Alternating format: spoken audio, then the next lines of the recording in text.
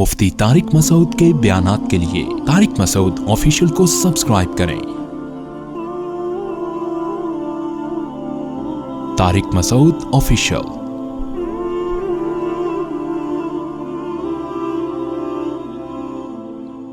ہاں، میں یہ عرض کر رہا تھا کہ والدین کے کس قدر احسانات ہوتے ہیں، انسان کیا ہوتا ہے، بھول جاتا ہے۔ تو یہ بھولنا یہ لیکن یاد دلانے پر اس کو یاد آنا، یہ بھی کیا ہے، انسان کی فطرت۔ تو میں یہ عرض کر رہا تھا، ہم لوگ جس ماحول سے متاثر ہیں، جن قوموں سے متاثر ہیں، ان کے یہ ٹاپک ہی نہیں ہے۔ ان کے تو ٹاپک ہے مادی ترقی، تو بس اسی ترقی کو سب کچھ بنا لیا۔ تو اللہ کی نظر میں سب سے پہلے کون ہے؟ اللہ ہے۔ اس کے بعد کون ہے؟ والدین ہیں۔ تو اگر آپ ان ٹاپک کو نکال دو گے نا تو ٹھیک ہے، لوگ آپ سے ناراض نہیں ہوں گے، لیکن ناراض کون ہوگا؟ اللہ ناراض ہوگا۔ تو میں نے بات یہاں سے شروع کی تھی کہ والدین کی نافرمانی پہ باپ بھی وہ سزا نہیں دیتا جو سزا کون دے گا؟ اللہ۔ کیوں؟ اللہ کہتا ہے یہ میری نافرمانی ہے، میں نے اس کو تمہارا محسن بنایا، اور ان کے احسانات تمہیں یاد بھی دلاتا رہا، اپنی کتاب میں یاد بھی دلاتا رہا۔ اللہ نے بنی اسرائیل سے ایگریمنٹ لیا تھا کہ والدین کے ساتھ حسن سلوک کرنا۔ قرآن نے اس کا بھی تذکرہ کیا ہے کہ ہم نے بنی اسرائیل سے یہ معاہدہ، اتنا بڑا حکم ہے نا، دیکھو دنیا کی نظروں سے یہ حکم اوجھل ہے۔ ایک فادر ڈے منا لیتے ہیں، ایک مدر ڈے منا لیتے ہیں۔ یہ کیا ہوتا ہے یار، فادر ڈے مدر ڈے، یہ کیا ہوتا ہے؟ کتنی بڑا رشتہ ہے اور دنیا اس پہ بات کرتی نہیں ہے۔ تو قرآن کہہ رہے ہم نے والدین کے بارے میں بنی اسرائیل کو ہم سے ایگریمنٹ لیا تھا کہ والدین کے ساتھ اچھا سلوک کرنا، حالانکہ وہ والدین بھی بنی اسرائیل ہی کے تھے، جو ایک نالائق قوم تھی اللہ کی نظر میں۔ لیکن اللہ نالائق قوم کے نالائق والدین کے بارے میں ایگریمنٹ نالائقوں سے لے رہا ہے کہ یہ بے شک نالائق ہیں والدین تمہارے، ہم قرآن میں ان کی برائی بیان کریں گے کہ انہوں نے یہ نافرمانیاں کی، لیکن نالائق باپ کی نالائق اولاد کو بھی باپ ہونے کے ناطے، اپنے باپ اور ماں ہونے کے ناطے اپنی ماں کا احترام کرنا پڑے گا۔ سمجھ میں آ رہی ہے بات کہ نہیں آ رہی ہے؟ تو یہاں سزا میں اللہ کی وجہ سے سزا ملتی ہے کہ میری نافرمانی کی ہے۔ تو قرآن کہہ رہا ہے فَعَصَوْا رَسُولَ رَبِّهِمْ، انہوں نے اپنے رب کی نافرمانی کی، جس کی وجہ سے اللہ نے ان قوموں کو تباہ کر دیا۔ بد نظری غیر مسلموں کی نظر میں کوئی جرم نہیں ہے، بڑا جرم اس وقت ہے کہ جب انٹی اس سے ناراض ہو رہی ہوں کہ آپ ان کو کیوں دیکھ رہے ہیں۔ وہ کہتے ہیں پھر یہ انسان کی، یعنی جو اس کے خلاف ہے نا، آپ کی جو اپنی نجی زندگی ہے اس کے حق تلفی ہو رہی ہے، تو لہذا اس پہ سزا بھی ان کے ہاں تھوڑی سی ہوگی۔ کوئی انٹی کو دیکھ لیا، وہ انٹی کو غصہ آ رہا ہے تو مجھے کیوں دیکھ رہا ہے، تو بس میں دیکھ رہا ہوں، میری آنکھیں میں دیکھ رہا ہوں، تھوڑا سا ایک تھپڑ لگا دیں گی بس۔ یہ اسلام میں ایسا نہیں ہے۔ نبی صلی اللہ علیہ وسلم نے فرمایا آنکھیں بھی زنا کرتی ہیں، کان بھی زنا کرتے ہیں، زبان بھی زنا کرتی ہے۔ تو ان چیزوں کو بڑا جرم قرار دیا گیا ہے۔ کیوں؟ یہ کس کی نافرمانی ہے؟ اللہ کی۔ لا تقربوا الزنا، فرمایا زنا کے قریب مت پھٹکو۔ کیا مطلب؟ وہ کام نہ کرو جو تمہیں زنا کے قریب لے کے جاتے ہیں۔ بد نظری انسان کو آہستہ آہستہ زنا کے قریب لے کے، خواہشات بیدار ہوتی ہیں، اس کی تسکین ہوتی نہیں ہے، پھر آہستہ آہستہ اس کی تسکین کے لیے وہ برائیوں کی طرف جاتا ہے۔ تو ہم مسلمان ہیں، اللہ بار بار اپنی کتاب میں ہمیں سمجھا رہا ہے، بتا رہا ہے کہ میری نظر میں میری نافرمانی چھوٹا جرم نہیں ہے۔ پھر ہمیں اشکال ہوتا ہے، اے اللہ اگر تیری نافرمانی چھوٹا جرم نہیں ہے، بہت بڑا جرم ہے، تو یہ جو بڑے بڑے جرائم کرنے والی قومیں ہیں، لوگ ہیں، ان کو تو کچھ بھی نہیں ہوتا، انہیں تو کچھ بھی نہیں ہوتا۔ چھوٹا جرم کرنے والے کو تو فوراً سزا مل رہی ہوتی ہے۔ ہم دیکھ رہے ہیں دنیا میں، آپ ایک لال بتی سگنل توڑ کے جائیں گے، پولیس والا پکڑ لیتا ہے، چالان ڈال دیتا ہے آپ کے اوپر۔ اور جو ہم چھوٹی موٹی غلطیاں ہو رہی ہوتی ہیں، اس پہ تو دنیا میں سزا مل رہی ہوتی ہے، کرپشن کرتا ہوا بندہ پکڑا جاتا ہے۔ لیکن یہ اتنے بڑے بڑے جرائم ہیں تو سزا کیوں نہیں ملتی؟ قرآن نے ایک جگہ نہیں درجنوں جگہ اس اشکال کا جواب دیا ہے۔ سَنَسْتَدْرِجُهُم مِّنْ حَيْثُ لَا يَعْلَمُونَ وَلَا تَحْسَبَنَّ اللَّهَ غَافِلًا عَمَّا يَعْمَلُ الظَّالِمُونَ، فرمایا میں نے پیدا کیا ہے تو مجھے غافل نہ سمجھو، جو پیدا کرنے والا ہے۔ کیسے عجیب الفاظ ہیں، أَلَا يَعْلَمُ مَنْ خَلَقَ، جس نے پیدا کیا کیا وہ بھول گیا ہے؟ أَلَا يَعْلَمُ مَنْ خَلَقَ، جس نے پیدا کیا کیا وہ نہیں جانتا کہ کیا ہو رہا ہے؟ یعنی اللہ کا رشتہ بندوں سے کیا ڈسکنیکٹ ہو گیا ہے؟ تم یعنی ان قوموں کے پھلنے پھولنے کو دیکھ کر اور نافرمانوں کے پھلنے پھولنے کو دیکھ کر یہ سمجھتے ہو کہ اللہ بھول گیا ہے کہ میں نے پیدا کیا، میں کھلا رہا ہوں، میں پلا رہا ہوں، چلو چھوڑو یار میں بھول گیا۔ تو بائی مسٹیک گویا اللہ تعالیٰ سزا ہی نہیں دے رہے۔ اللہ فرماتے ہیں الا یعلم من خلق، جس نے پیدا کیا وہ کیسے بھول سکتا ہے بھائی؟ اور انسان کی پیدائش کے بارے میں قرآن کہتا ہے لما خلقت بیدی، اپنے دونوں ہاتھوں سے بنایا میں نے اس کو. یعنی بہت زیادہ اہتمام کے ساتھ انسان کو بنایا گیا ہے. لوگ بلڈر دکھا رہے ہوتے ہیں نا یہ گھر تو بھائی میں نے اپنے ہاتھوں سے بنایا ہے. کیا مطلب؟ ایک تو ہوتا ہے ٹھیکہ دے دیا کسی کو، ایک ہوتا ہے بھائی میں نے کھڑے ہو کر اس کے نلکے بھی خود لگوائے ہیں، اس کا واش روم خود بنوایا، اس کا یہ تو میرے ہاتھوں کا بنایا ہوا گھر ہے. تو یہ بڑے اہتمام سے ایک بلڈنگ ہوتی ہے، ٹھیکیدار آگے کسی چھوٹے ٹھیکیدار کو ٹھیکہ دے دیتا ہے، بنا دے یار کھاتے میں میرے ہی آئے گا تو بنا دے. کبھی کبھار چلا گیا سروے کر لیا. ایک ہوتا ہے کھڑے ہو کر خود سارا کام کروائے. تو اللہ فرماتے ہیں پوری کائنات میں نے بنائی، لیکن انسان کے بارے میں خلقت بیدی، اس کو میں نے اپنے دونوں ہاتھوں سے بنایا. تبھی تو شیطان پر اللہ غضبناک ہوئے کہ جس آدم کو میں اپنے دونوں ہاتھوں سے بنا رہا ہوں تو دیکھ رہا ہے، اس آدم کو تو سجدہ کیوں نہیں کرتا؟ اتنی عزت دے رہا ہوں میں اس آدم کو. تو الا یعلم من خلق، قرآن کہتا ہے کیا بھول جائے گا وہ جس نے پیدا کیا ہے؟ نہ وہ نہیں بھولے گا. ہم سمجھتے ہیں کہ خدا پیدا کر کے بھول گیا، کیونکہ وہ شراب پی رہا ہے، وہ زنا کر رہا ہے، وہ چوری کر رہا ہے، پھر بھی ترقی کر رہا ہے. تو اس کا مطلب تو کیا ہوا؟ اللہ کو پتہ ہی نہیں.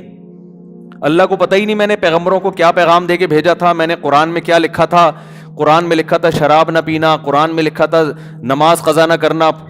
درجنوں جگہوں پہ نماز کا حکم ہے، ہر تھوڑی دیر بعد نماز قائم کرو، ہر تھوڑی دیر بعد نماز قائم کرو. تو ہم تو پڑھ پڑھ کے بھول جاتے ہیں. یوز ٹو ہو جانا کہتے ہیں نا جس کو. نماز کا سن سن کے کیا ہو گئے ہیں؟ کان عادی ہو چکے ہیں. اس کا بھی قرآن تذکرہ کرتا ہے کہ اہل کتاب جو تھے وہ تورات کی نصیحتیں سن سن کے پڑھ پڑھ کے ان کے دل سخت ہو گئے تھے. پہلی دفعہ نصیحت اثر کرتی ہے. دیکھو کوئی چوری کرتا ہو، پہلی دفعہ چوری کے خلاف بیان کرے گا نا، اس کے رونگٹے کھڑے ہو جائیں گے، یار میں اتنا غلط کر رہا ہوں. اگر وہ چوری چھوڑ دے ٹھیک ہے، نہیں چھوڑے دوسری دفعہ بیان سنے گا تھوڑا اثر کم، تیسری دفعہ سنے گا کم. ایک وقت آئے گا، اور چوری اسی طرح کرتا رہے، ایک وقت آئے گا چوری کے خلاف بیان کا اس پہ قطعاً کوئی اثر نہیں، بلکہ ہنسے گا وہ، یار یہ کیا پرانے قصے لے کے بیٹھ جاتے ہیں، یہ کیا پرانی باتیں ہیں یار. تو قرآن کہہ رہے یہود و نصارہ کے ساتھ یہی ہوا تھا. الم یأنی للذین آمنوا، یہ واقعہ ہے فضیل ابن عیاض. بس یہ واقعہ بیان کر کے بیان ختم کرتا ہوں. فضیل ابن عیاض رحمہ اللہ تعالیٰ، ان کو بیٹھے معذور ہے وہ، فضیل ابن عیاض رحمہ اللہ تعالیٰ یہ پہلے بہت ہی مالدار تھے اور عیاش زندگی گزارتے تھے یہ. تو کیا ہوا ہے کہ یہ کہیں جیسے ہوتا ہے نا پروگرام ہوتے ہیں رات کو باندیوں کے نچانے کے، شراب کباب کے، پہلے زمانے میں بھی کچھ عیاش لوگ جمع ہو جایا کرتے تھے.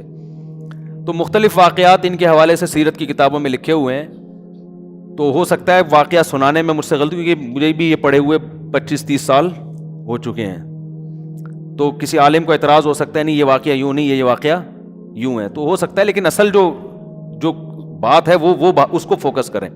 تو کہیں یہ جو ہے نا وہ موسیقی کے آلات لے کے بجانا شروع کیا انہوں نے. ایک دم آواز آئی، الم یأن للذین آمنوا ان تخشع قلوبهم لذکر اللہ وما نزل من الحق ولا يكونوا كالذین اوتوا الکتاب من قبل فطال علیہم الامد فقست قلوبهم. قرآن کی آیت ہے 28ویں پارے کی. آواز آئی، غیبی آواز نا، بعض لوگ کہتے ہیں وہ باجے سے آواز آئی، اور بعض کہتے ہیں کہ نہیں غیبی آواز آئی، واللہ عالم. آواز آئی، یہ شراب کباب میں نا اس میں جو عیاشی کی نیت سے جیسے ہوتا ہے نا سارنگی لے کے بجانا شروع کر دینا. تو آواز ایک دم آئی کہ کیا ایمان والوں کے لیے ابھی تک وقت نہیں آیا کہ اللہ کی یاد سے ان کے دل دہل جائیں، قرآن سے ان کا دل پہ اثر ہونا شروع ہو جائے. کیا یہ بھی چاہتے ہیں کہ ایسے ہی اہل کتاب کی طرح ہو جائیں کہ ان پہ نصیحتیں بہت لمبی ہو گئی تھیں، بار بار نصیحت کی گئی، جس کا نقصان کیا ہوا؟ فقست قلوبہم، نصیحت سن سن کے ان کے دل کیا ہو گئے؟ سخت ہو گئے. تو کیا ایمان والے بھی چاہتے ہیں کہ وہ بھی نصیحت سنتے رہیں اور ان کے دل کیا ہو جائیں؟ اگر عمل نہیں کرو گے تو سختی ہو جائیں گے نا. تو قرآن کا انداز یہ، قرآن کہہ رہا ہے الم یأنی، کیا ابھی تک نصیحت قبول کرنے کا ٹائم نہیں آیا؟ اب کب کرو گے نصیحت قبول؟ فوراً انہوں نے کہا قد آنا یا ربی، اے میرے رب آ گیا ہے وقت. بس ان کو احساس ہو گیا کہ یہ غیبی آواز کس کی طرف سے ہے؟ اللہ کی. مجھے تنبیہ ہوئی ہے، انہوں نے کہا قد آنا ہے، اللہ بس آ گیا، میں مزید اب ڈیلے نہیں. ان کو ڈر لگ گیا نا کہ دیکھو اسلامی ماحول تھا نا، نصیحتیں تو سنتے رہتے تھے، علماء سے بھی، واعظین سے بھی، ہر جگہ نصیحتیں ہوتی بھی، شراب کباب موسیقی کے آلات یہ سب چیزیں شریعت کے خلاف ہیں، آخرت ہے تو، لیکن اثر نہیں ہوتا انسان پہ. آدمی کہتا ہے یار کل سدھر جاؤں گا، کافر تو نہیں تھے تو مسلمان، یار کل ٹھیک ہو جاؤں گا، پرسوں ٹھیک ہو جاؤں گا، بعد میں ٹھیک، ابھی جوانی گزرنے دو. تو جب یہ آیت آئی نا کہ بھائی ٹھیک نہیں ہوگے، دل سخت ہو جائیں گے، نصیحت اثر کرنا چھوڑ دے گی، انہوں نے فوراً کہا قد آنا یا ربی، اے رب وہ نصیحت کا وقت آ چکے. فوراً وہ آلات اپنے پھینکے اور پھر عابد الحرمین کے لقب سے مشہور ہوئے. انہوں نے کہا میں نے جتنی زندگی گناہوں میں گزاری ہے میں اس کی تلافی کروں گا، اس نقصان کا میں ازالہ کروں گا. حرم میں بیٹھ کے اللہ اللہ کیا کرتے تھے، اور بہت مشہور بزرگ گزرے، ان کا بڑا تذکرہ ہے. انہی کو عبداللہ ابن مبارک نے خط لکھا تھا. یہ بہت اللہ والے تھے نا، حرم میں اعتکاف میں رہتے تھے، بہت عبادت کرتے تھے. تو عبداللہ ابن مبارک ان کے دوستوں میں سے تھے. وہ کیا کرتے تھے، 4 مہینے جہاد میں لگاتے تھے، 4 مہینے تجارت میں، 4 مہینے علم میں، اور 4 مہینے جہاد میں. وہ ان کا یہ، تو وہ جہاد میں جا کے انہوں نے اپنے دوست کو خط لکھا کہ یا عابد الحرمین لو ابصرتنا لعلمت انک بالعبادت تلعب. اے حرم میں بیٹھ کے عبادت کر، ان کا لقب بھی تھا عابد الحرمین. اے عابد الحرمین، حرم میں عبادت کرنے والے، اگر تو ہمیں دیکھ لے، لعلمت انک بالعبادت تلعب، تو تجھے لگے گا کہ تو صرف ایک کھیل کر رہا ہے. یہ جو مجاہد کی زندگی ہے، من کان یخضب خدہ بدموعہ فنحورنا بدمائنا تتخضب. اگر تجھے اس پہ فخر ہے کہ تیرے رخسار بھیگتے ہیں اللہ کے خوف سے، تو ہمیں اس پہ فخر ہے، ہمارے رخسار اللہ کے راہ میں لڑتے ہوئے خون سے تر ہوتے ہیں، ہمارے آنکھوں سے آنسو نہیں نکلتے، ہمیں اللہ کی یاد میں ہمارے جسموں سے خون نکلتا ہے. وَلَقَدْ أَتَانَا مِن مَّقَالِ نَبِيِّنَا لَيْسَ الشَّهِيدُ بِمَيِّتٍ لَّا يَكْذِبُ. ہمیں ہمارے پیغمبر کی خوشخبریاں پہنچ چکی ہیں کہ اگر ہم اس راہ میں قتل ہو گئے تو ہمیں میت کہنے کی بھی اجازت نہیں ہے. تو ان کو نا تھوڑا وہ دلائی کہ بھائی اس طرف بھی توجہ کرو کچھ، ٹھیک ہے نا، آپ تو عبادت تو کر رہے ہو، یہ بھی ایک کام ہے. اور ریح العبیر لکم ونحن عبیرنا رہج السنابک والغبار الاطیب.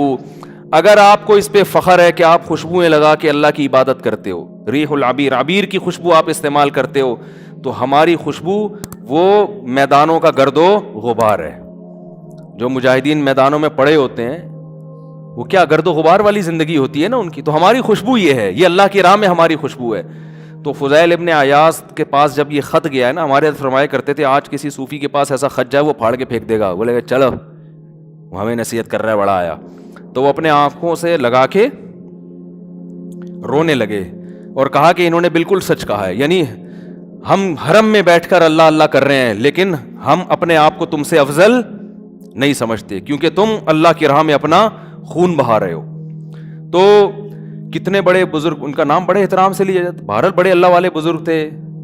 تو وہ کیوں؟ اس لیے کہ قرآن نے کہا کہ نصیحت بار بار ہوئی، عمل نہیں ہوا تو اس کا نقصان کیا ہوگا، نصیحت اثر کرنا ختم کر دے گی. تو اس لیے قرآن کیا جواب دیتا ہے کہ آپ غافل نہ ہوں ان سے، یوں نہ سمجھیں کہ اللہ پیدا کر کے بھول گیا ہے. اور دوسرا کہ اللہ نے حساب و کتاب کا ایک دن رکھا ہوا ہے، سب مر کے ختم ہو جائیں گے، یہ ایسا نہیں رہے گی دنیا جیسی ہمیں نظر آ رہی ہے.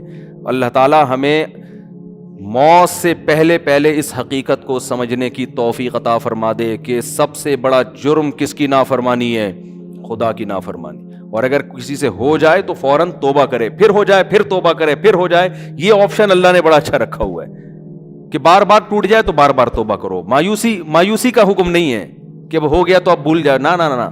آدم سے غلطی ہوئی، توبہ کی، تو تم سے 100 دفعہ ہو 100 دفعہ توبہ کرو. اللہ تعالیٰ سمجھنے کی، عمل کی توفیق عطا فرمائے.